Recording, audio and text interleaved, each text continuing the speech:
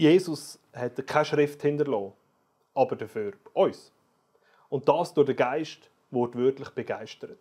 Das hat der Meister meisterhaft gemeistert.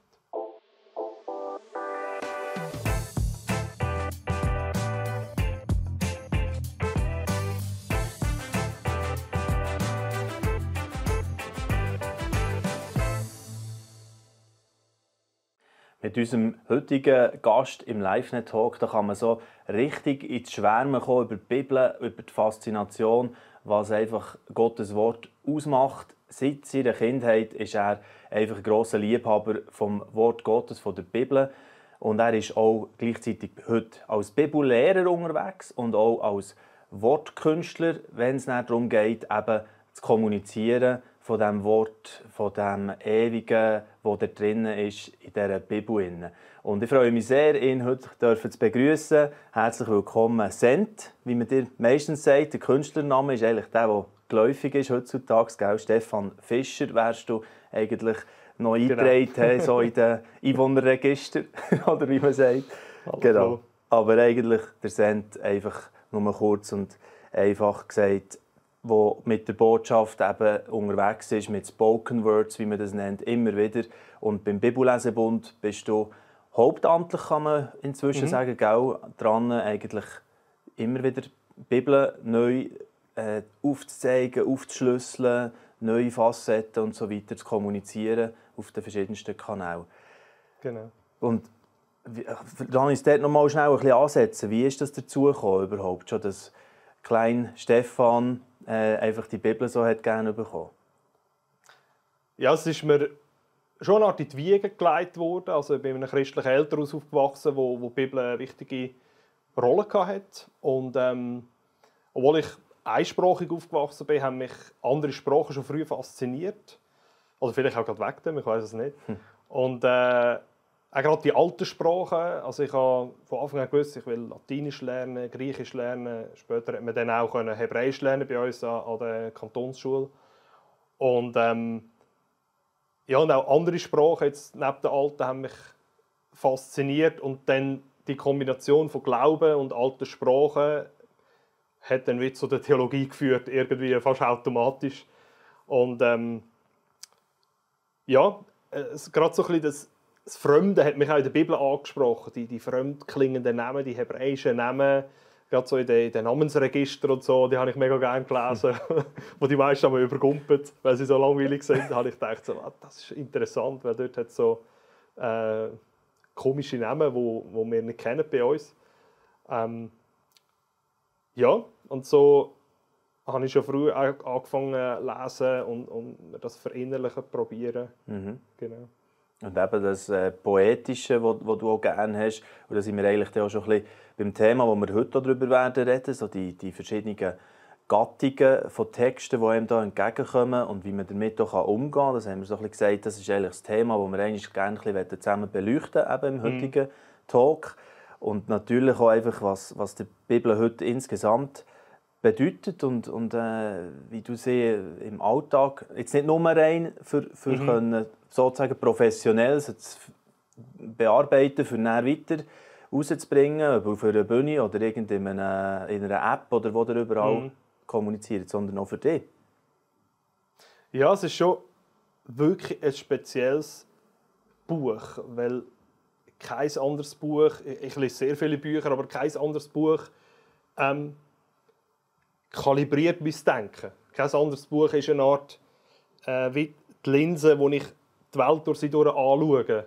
Also kein anderes Buch tröstet mich, wenn ich traurig bin. Es gibt schon inspirierende Geschichten, die einem das ein bisschen warm ums Herz werden, aber in dem Maß, wie die Bibel kann trösten kann, aufbauen, gleichzeitig aber auch kann wie ein Kübel kaltes Wasser ins Gesicht sein, wenn man überführt wird, wenn man plötzlich herausgefordert wird und merkt, man muss sein Leben verändern, wegen etwas, das vor 2000 Jahren aufgeschrieben worden ist. Dann ist das schon sehr faszinierend, merke ich. Und das ist so die ganze Bandbreite, wegen dem liebe ich die Bibel. Ja. Und natürlich auch, weil sie das Medium ist, wo Gott durch das seine Botschaft uns kommuniziert und den Weg aufzeigt, wie wir eine versöhnte Beziehung mit ihm haben können. Das ist schon auch einzigartig. Oder? Ja. Und das ist ja eine Haltung, die nicht immer so ganz unumkämpft ist, sagen wir mal. Und einige sagen, ja, das ist alles zusammen eigentlich mehr so literarisches Werk, fiktional, halbwegs. Mit dem Historischen kann man es nicht so genau nehmen. Oder mit, dass sie der tiefer hat, in dem Sinn, alles zusammen Interpretationssache und so. Solche Statements und Strömungen, wie gehst du mit dem um? Oder wie siehst du es? Ja, ich sehe auch hier wieder die Bibel als eine faszinierende Mischung eigentlich aus einem literarischen Werk. Ja, sie ist ein literarisches Werk, wo Menschen hergehockt sind, Texte geschrieben haben. Und gleichzeitig ist der Fakt, dass das ein literarisches Werk ist, nicht ausschlaggebend dafür, dass sie darum erfunden ist oder dass sie darum einfach nur erdichtet ist. Und ich finde, der Kontrast kommt eigentlich fast am besten raus, wenn man sie mit dem Koran vergleicht. Man stellt die beiden Bücher immer so nebeneinander, wie wenn es irgendwie das Gleiche wäre. Es ist aber komplett etwas anderes. Also der Koran, wie die Quellen der Muslime sagen, ist, also einige muslimische Quellen sind auch stolz darauf, dass der Mohammed weder lesen konnte noch schreiben konnte und es darum noch ein grösseres Wunder ist, dass er durch den Engel Gabriel dann den Koran empfangen hat und über einen kleinen Zeitraum all die Suren nachher aufgeschrieben hat. Dass in dem Sinne, es ist ohne menschliches Zutun eigentlich passiert. Der Mohammed war nur der Kanal und so ist der Koran eigentlich vom Himmel direkt so auf die Erde gekommen. Und wenn man das vergleicht nachher mit der Art, wie die Bibel entstanden ist, sieht man den riesigen Kontrast. Oder? Also, wir gehen davon aus, Gott hat sich dafür entschieden, dass er seine Kommunikation zu uns Menschen über 1500 Jahre entstehen von über 40 Autoren.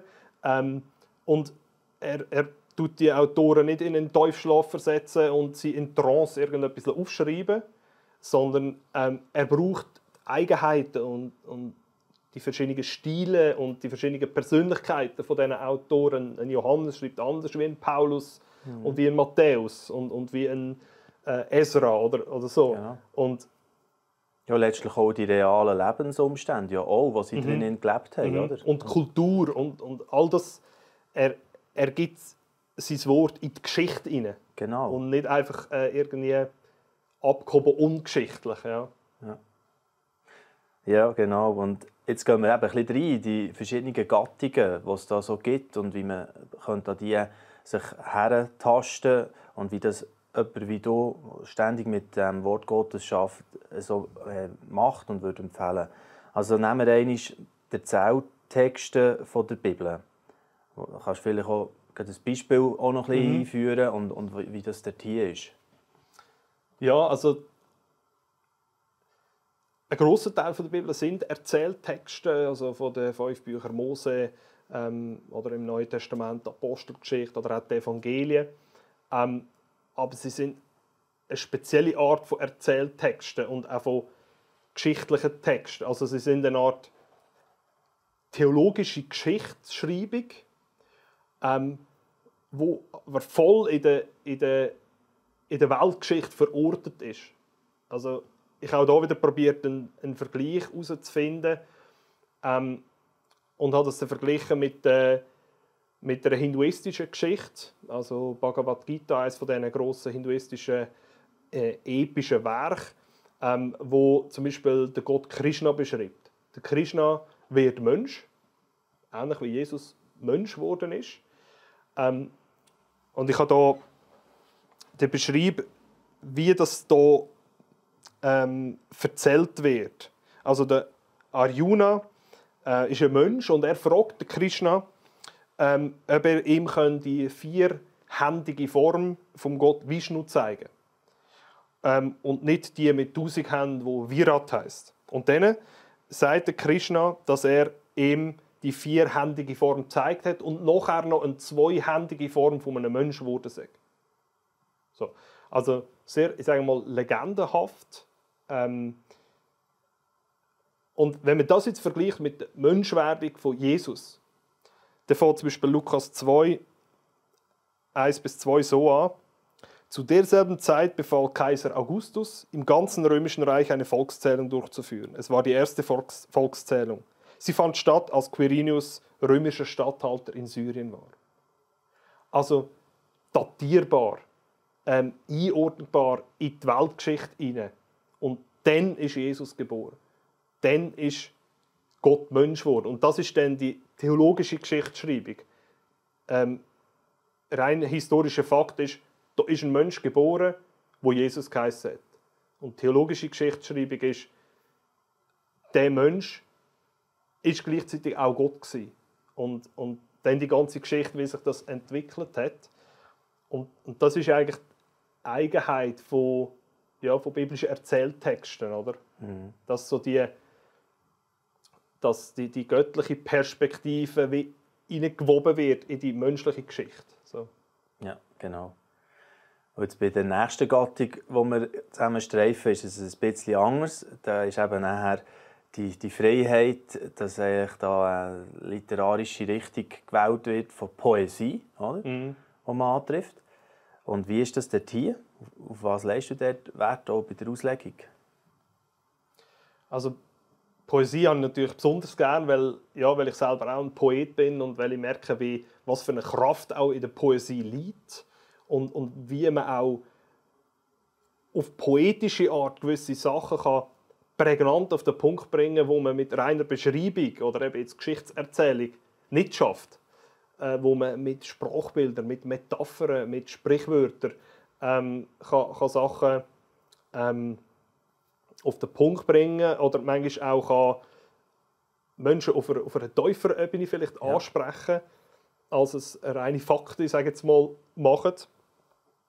Und das ist ja schon erstaunlich, finde ich, dass Gott überhaupt das Medium von der Poesie oder die Form von der Poesie überhaupt auch gewählt hat, zum Teil zu sein von dieser Büchersammlung, die wir jetzt die Bibel nennen, oder?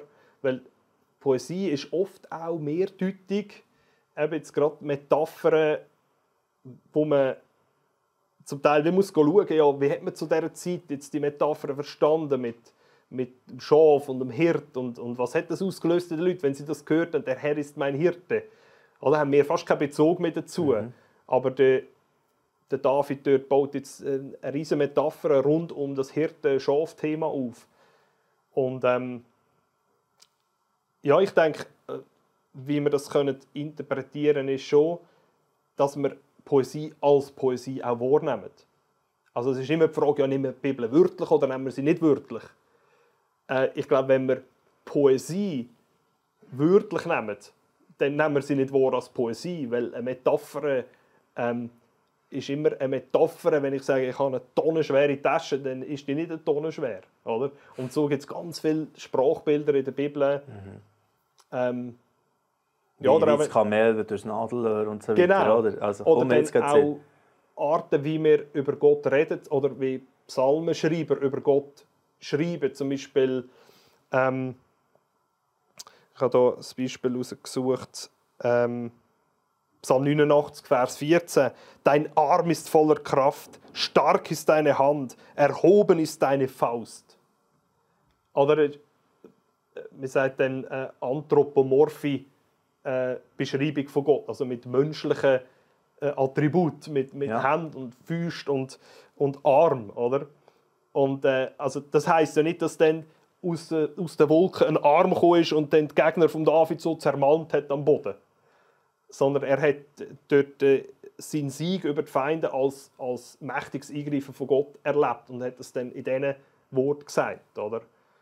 Und ich glaube, es ist mega wichtig, dass man das als Poesie anerkennt, aber das heisst nicht, dass es nicht wahr ist oder dass es einfach nur irgendwie ein bisschen ein poetisches Gelaber ist, ein bisschen rund um den Brei herumreden. Immer noch vertrauenswürdig im Kern von der Aussage. Ja, genau. Ja. Das ist so herrlich, einfach eben über das ein bisschen zu staunen, was da alles drin ist. Und wir kommen noch zu einer weiteren Gattung oder einem Teil, könnte man auch ein bisschen sagen, von dieser Bibel insgesamt, die uns ist überliefert wurde. Und das sind die Briefe, die ganz ein wichtiger Teil sind. Natürlich Paulus, der recht Teil davon hat beigetragen. Auf was muss man dort achten? Ja, die Briefe sind wirklich auch wieder ganz etwas anderes. Also auch wieder sehr in der Geschichte inne. Also jetzt gerade der Paulus, er schreibt immer, der Brief ist von Paulus und er geht an alle Gläubigen in Korinth zum Beispiel. Also auch wieder lokalisierbar. Zwar nicht datiert, da müssen wir da herausfinden mit der Apostelgeschichte und anderen Briefen und der Weltgeschichte und so, probieren herauszufinden, welches Jahr das datiert ist. Aber er ist ein konkreter Brief an konkrete Empfänger von einem konkreten Sender. Und darum ist es ganz wichtig, auch die konkrete Situation jetzt vor Ort in Korinth versuchen herauszufinden, mit Archäologie und mit anderen Schriften und mit jetzt auch griechischen Texten, die man sonst über Korinth hat, um ein Bild zu bekommen, in welche Herausforderungen hat er den Brief geschrieben und was meint er damit, wenn er dort über den Wettlauf schreibt, oder wenn die isthmischen Spiele, die dort stattgefunden haben, die wie Olympische Spiele waren, das hat natürlich etwas mega ausgelöst bei denen, wenn so das Leben als Christ als Wettlauf beschrieben wird. Und gleichzeitig ist bei den Briefen auch immer vor Augen zu halten, dass wir nur eine einseitige Kommunikation haben. Also oftmals in den Briefen auch zurückkommen. Jetzt gerade bei den Korinther haben wir nur 2 Briefe von Paulus, aber er hat vorher schon einen geschrieben und sie haben ihm auch 2-mal geschrieben. Und die haben wir alle nicht.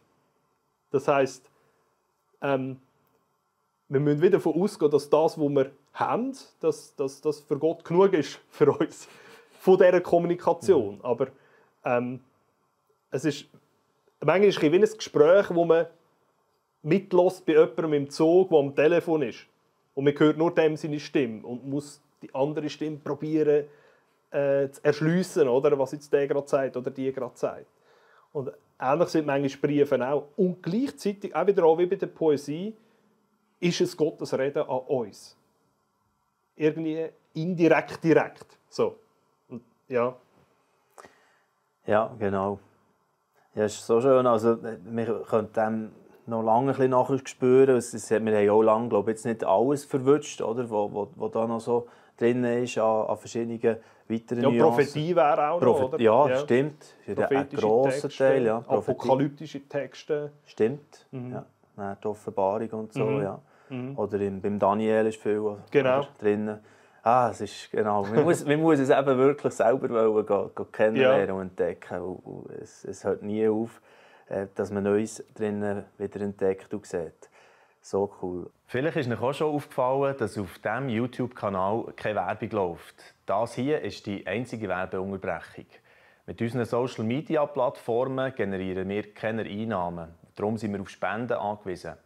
Herzlichen Dank, dass ihr uns finanziell unterstützt und es so möglich macht, dass noch mehr Menschen im Glauben ermutigt werden und Orientierung finden zu aktuellen Themen.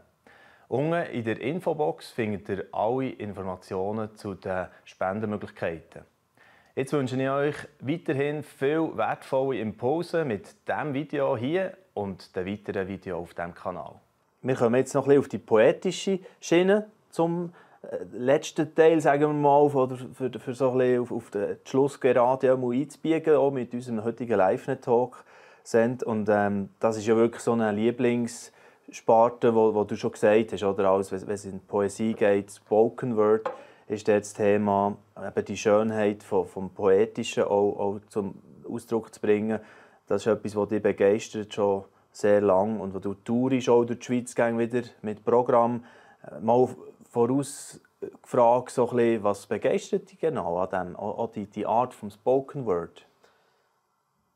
Ja, schon so, das, was ich vorher schon ein bisschen angetönt habe, so die Ausdrucksstärke von Redewendungen, von Sprichwörtern, wo man etwas auf poetische Art und Weise auf den Punkt bringen kann, wo man sonst mit 3-4 Sätzen beschreiben muss. Und ich muss auch sagen, solche Narrenfreiheit gefällt mir schon auch.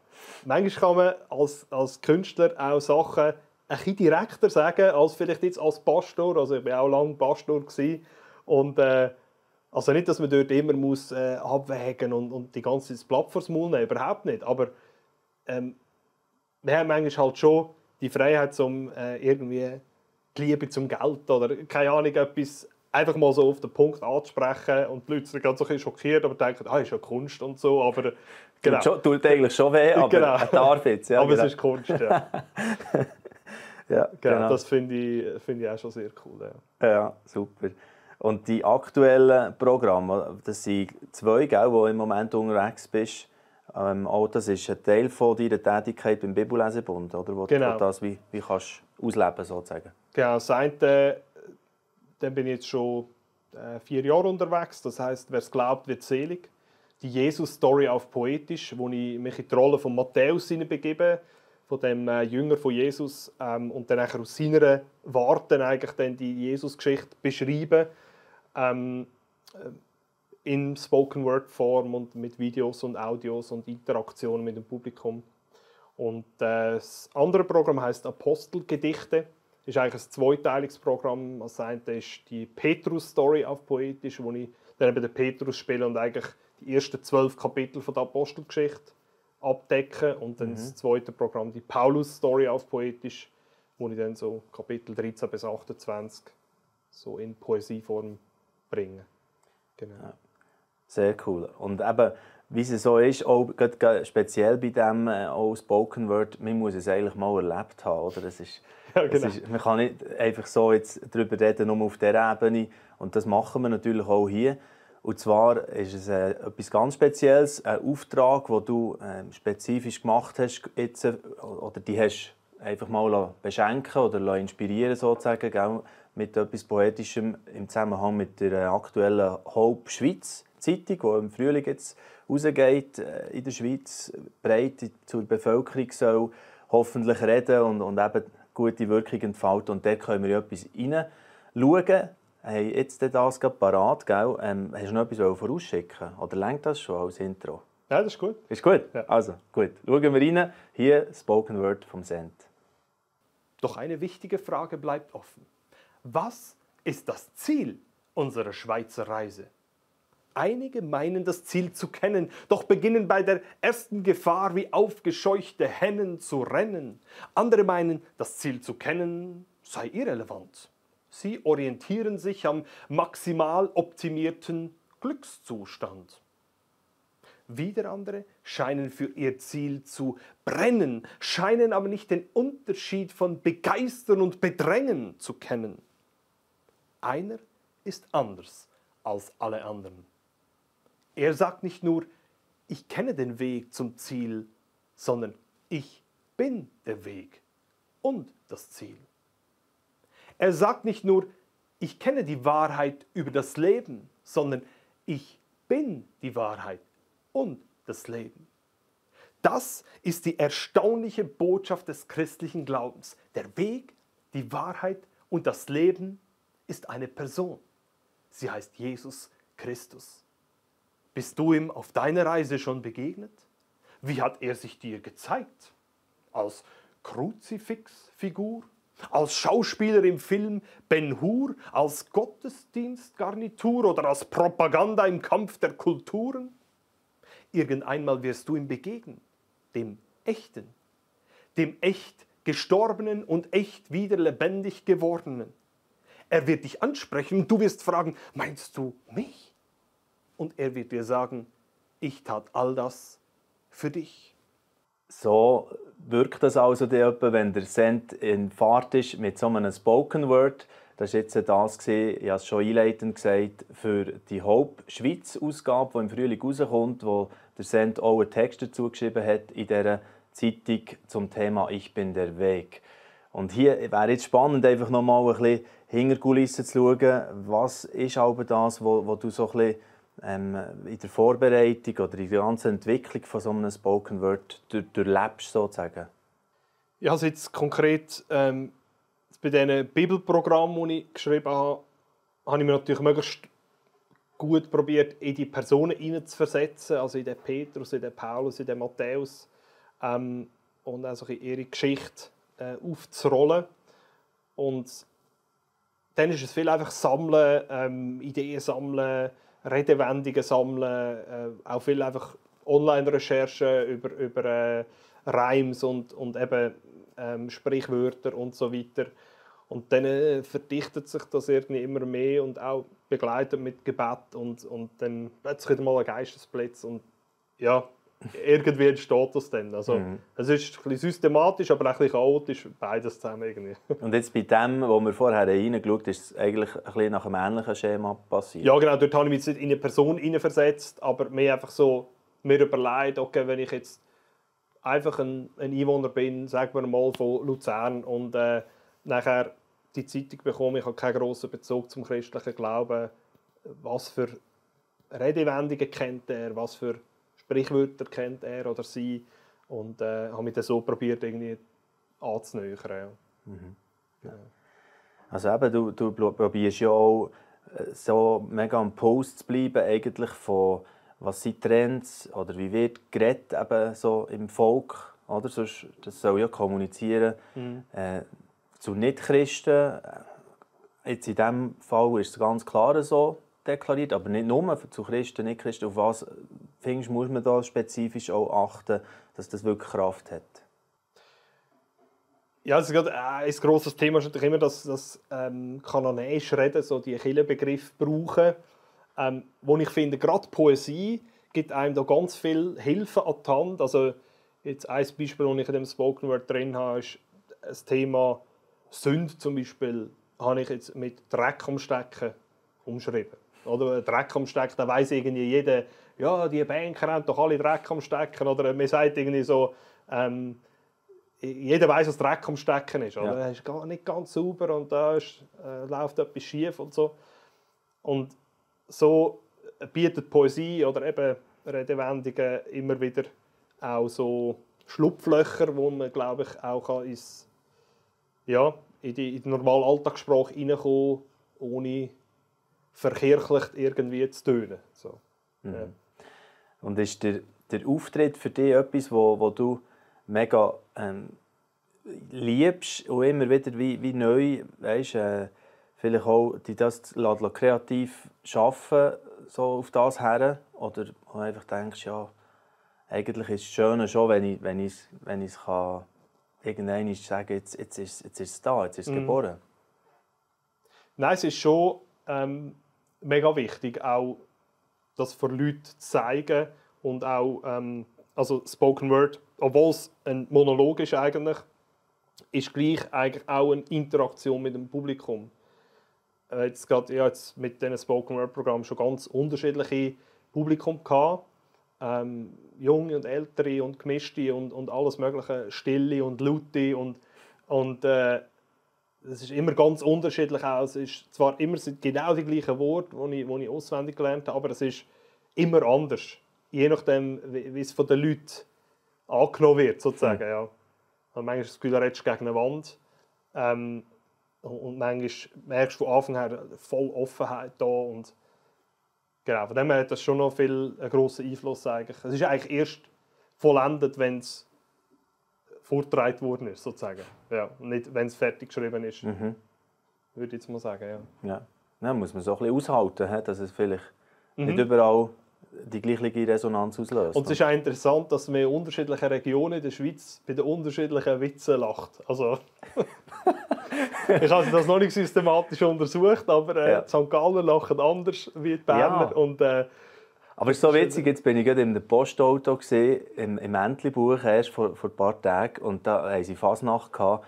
Und dann haben sie ein Lied angestimmt, das halbe Posti hat mitgemacht, voll Fasnacht. Und dann denke ich, die haben ganz eine andere Art von eben, so, weißt, Folklore oder wie sie jetzt eben ticken, als wahrscheinlich schon nur wir Berner jetzt zum Beispiel, oder bei euch, wie du sagst, eben die verschiedenen kulturellen Bezüge, auch dort wieder, das bleibt schon immer wieder spannend. Hey, super. Genau. Ja, also es ist ja klar, dass ich dich jetzt auch noch frage, ob du noch etwas Passendes hast zum Schluss oder so noch einen Gedanken oder ein Reim, könnte man bei dir sagen, etwas Poetisches oder so, was du noch teilen willst. Ja, ich habe da noch mache ich meine Programm durchsucht für so einen passenden Reim zum Schluss. Und im einen Programm Apostelgedichte, dort ist der Petrus so kurz nach Pfingsten, sagt er, Jesus hat keine Schrift hinterlassen, aber dafür uns. Und das durch den Geist wortwörtlich begeistert. Das hat der Meister meisterhaft gemeistert. Mm. Genau. Herrlich. Hey, So viel. hat total Freude gemacht, eben einmal mehr einfach mit dir zusammen ein bisschen zu staunen über das alles, der Reichtum, der eben drin ist in der Bibel.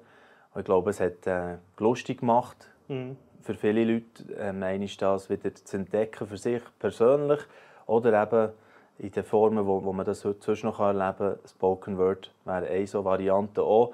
Also die kann man buchen, könnte man sagen, gell? Für das, wenn man einmal etwas will, in der Kirche anbieten oder so, oder von Altersnachmittag über was auch immer du sagst, das Publikum ist unterschiedlich. Ja. Bist du da sehr... Erfahrungsgemäß so ab etwa 15 kommt man gut mit und gegen Ufer wirklich offen. Also da habe ich schon alles erlebt. Das ist, Gut. Ja.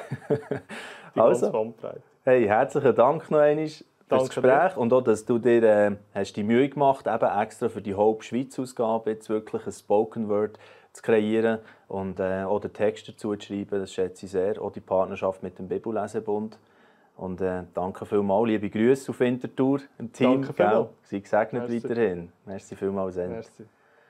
Ja, und der Send eben mit diesem Video, wenn ihr nur noch einmal wollt, das Spoken Word anschauen wollt, dann könnt ihr das machen. Wir haben den Link auch separat für das, wie so in dieser Hope-Schweiz-Ausgabe eben nachher verwiesen wird darauf her, für dass das möglichst hoffentlich bei der Bevölkerung dann, kann einschlagen und dass sie sich auf die Suche machen eben nach demjenigen, der von sich sagt, ich bin der Weg und ich bin die Wahrheit. Danke vielmals für euer Interesse heute auch an diesem Live-Talk und bis gleich wieder. Ade miteinander.